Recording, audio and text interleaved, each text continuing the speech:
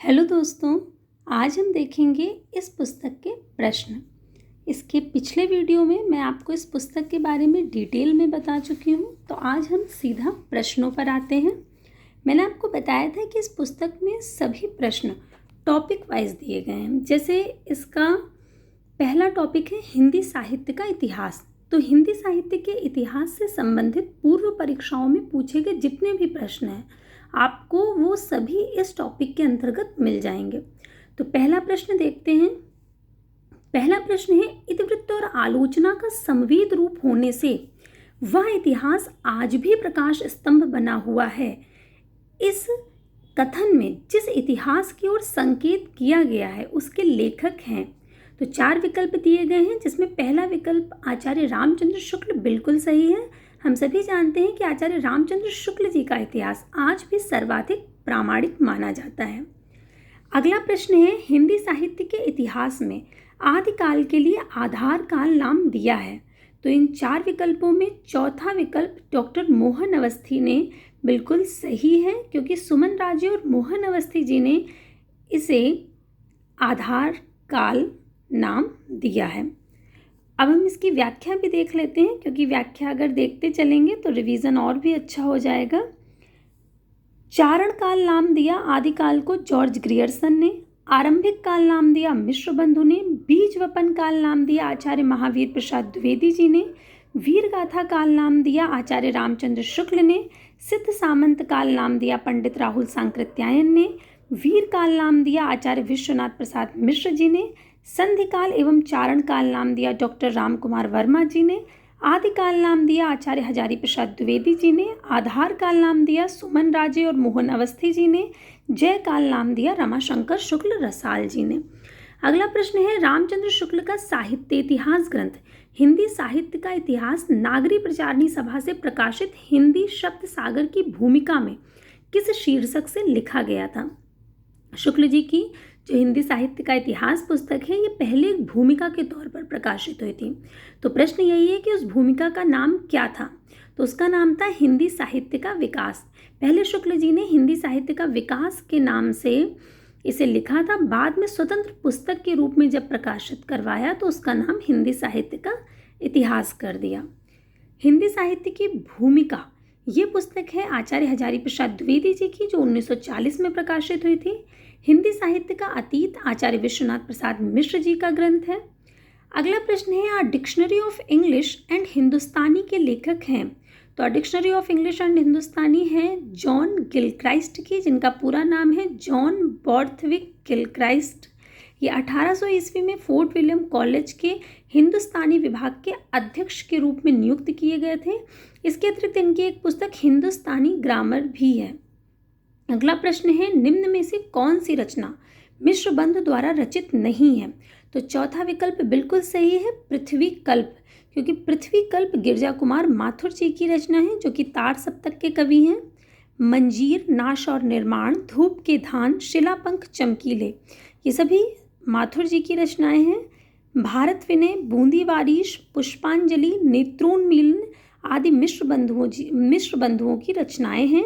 हिंदी साहित्य के इतिहास और समालोचना की दृष्टि से इनकी रचना हिंदी नवरत्न और मिश्र बंधु विनोद महत्वपूर्ण है। मिश्र बंधु विनोद 4 भागों में विभाजित हुई है, जिसमें 5000 के लगभग कवियों और लेखकों का परिचयात्मक उल्लेख हुआ है। यानी इनके मिश्र बंधु विनोद में लगभग 5000 कवियों को उन्होंने लिया है। अगला प्रश्न है, एशियाटिक सोसाइटी ऑफ बंगाल की पत्रिका के विशेषांक के रूप में निकलने वाला हिंदी साहित्य का इतिहास कौन सा है। तो पहला विकल्प बिल्कुल सही है, the modern vernacular literature of Hindustan. Grierson का ग्रंथ है ये, जो कि 1888 ईस्वी में प्रकाशित हुआ था। ग्रियर्सन ने अपने ग्रंथ में 952 कवियों को शामिल किया है, और इसका अनुवाद डॉक्टर किशोरीलाल गुप्त जी ने हिंदी साहित्य का प्रथम इतिहास इस शीर्षक से किया था 1957 ईस्वी में। ग्रियर्सन के ही इस ग्रंथ को हिंदी साहित्य का वास्तव में पहला इतिहास जो है, इसको ही माना जाता है। अगला प्रश्न है, हिंदी काव्य धारा के संग्रहकर्ता साहित्यकार का नाम क्या है। तो हिंदी काव्य धारा ग्रंथ है पंडित राहुल सांकृत्यायन जी का, जो कि 1944 ईस्वी में प्रकाशित हुआ था। पंडित राहुल सांकृत्यायन जी को यात्रा साहित्य का पितामह भी कहा जाता है। इन्होंने यात्रा साहित्य भी बहुत लिखा है। मेरी लद्दाख यात्रा, मेरी तिब्बत यात्रा, किन्नर देश में, चीन में क्या देखा और रूस में 25 मास, ये इनके यात्रा साहित्य हैं। अगला प्रश्न है, इनमें से किसने अपने हिंदी साहित्य इतिहास में आदिकाल को संधिकाल तथा चारण काल नामक 2 उपशीर्षकों में विभाजित किया है? तो अभी हमने पीछे देखा था कि डॉक्टर राम कुमार वर्मा जी ने आदिकाल को 2 भागों में विभाजित किया है, संधिकाल और चारण काल।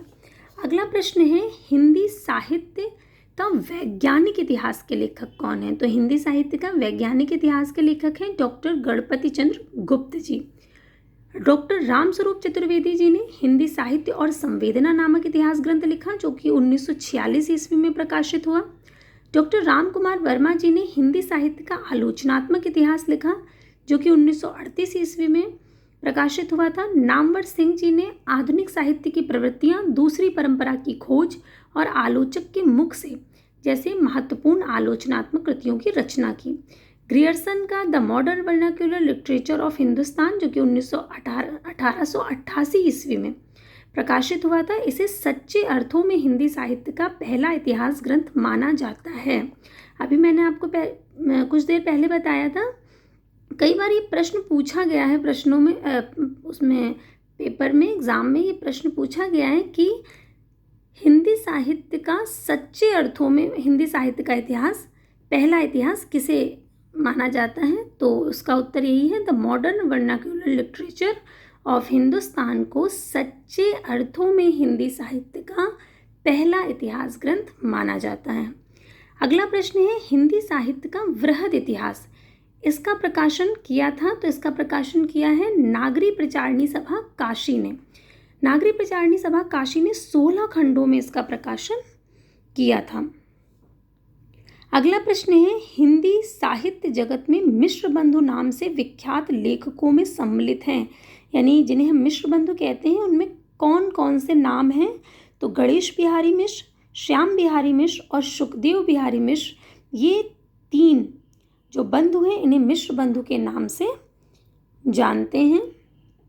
इनकी मिश्र बंधु विनोद नामक जो इतिहास ग्रंथ है वो बहुत प्रसिद्ध है, जिसका प्रथम 3 भाग का जो प्रकाशन हुआ था वो 1913 में हो गया था, और जो चौथा भाग प्रकाशित हुआ था वो 1934 में प्रकाशित हुआ था। मिश्र बंधु विनोद में 4591 कवियों का जीवन वृत्त वर्णित है। अगला प्रश्न है, मिश्र बंधु ने रीतिकाल को क्या नाम दिया है? तो मिश्र बंधु ने रीतिकाल को अलंकृत काल नाम दिया है। अगला है, हिंदी साहित्य के आदिकाल को सिद्ध सामंत युग नाम दिया। ये भी हम पहले भी पढ़ चुके हैं कि सिद्ध सामंत काल किसने कहा था? राहुल सांकृत्यायन जी ने। देखिए कितने बार ये प्रश्न पूछा गया है कि हिंदी साहित्य के आदिकाल को सिद्ध सामंत काल किसने कहा?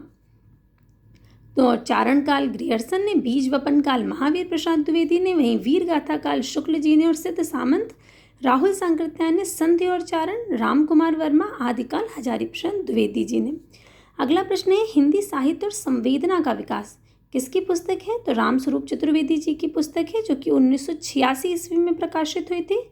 और भारतीय साहित्य के इतिहास की समस्याएं, ये पुस्तक है डॉक्टर रामविलास शर्मा जी की। हिंदी भाषा का विकास डॉक्टर श्याम सुंदर दास की पुस्तक है। और हिंदी साहित्य का इतिहास डॉक्टर नगेंद्र जी द्वारा जो संपादित है वो 1973 में प्रकाशित हुआ था। नगेंद्र जी ने इस पुस्तक का संपादन किया है, जो कि कोई भी हिंदी साहित्य प्रेमी है या तैयारी कर रहा कोई भी स्टूडेंट है, उसने निश्चित तौर पे पढ़ी होगी नगेंद्र जी की हिंदी साहित्य का इतिहास। तो वो उनके द्वारा लिखित नहीं है, संपादित है, इस चीज़ का ध्यान रखिएगा। और कब हुई है संपादित? 1973 में। अगला प्रश्न है, साहित्य का इतिहास दर्शन, ये पुस्तक किसकी है? तो डॉक्टर नलिन विलोचन शर्मा जी की है। हिंदी साहित्य का विवेचनात्मक इतिहास सूर्यकांत शास्त्री। आधुनिक हिंदी साहित्य का इतिहास Krishna Shankar Shukla. Modern Hindi literature doctor Indranath Madan. Hindi साहित्य का दूसरा इतिहास डॉक्टर बच्चन सिंह। राजस्थानी भाषा और साहित्य डॉक्टर मोतीलाल मेनारिया। हिंदी साहित्य का वैज्ञानिक इतिहास गणपति चंद्र गुप्त। हिंदी साहित्य का आधा इतिहास सुमन राजे जी की पुस्तक है और हिंदी साहित्य का मौखिक इतिहास है नीलाभ जी की पुस्तक। इसमें हिंदी साहित्य का दूसरा इतिहास जो बच्चन सिंह जी का है, ये भी निश्चित तौर पर आप लोगों ने पढ़ी होगी।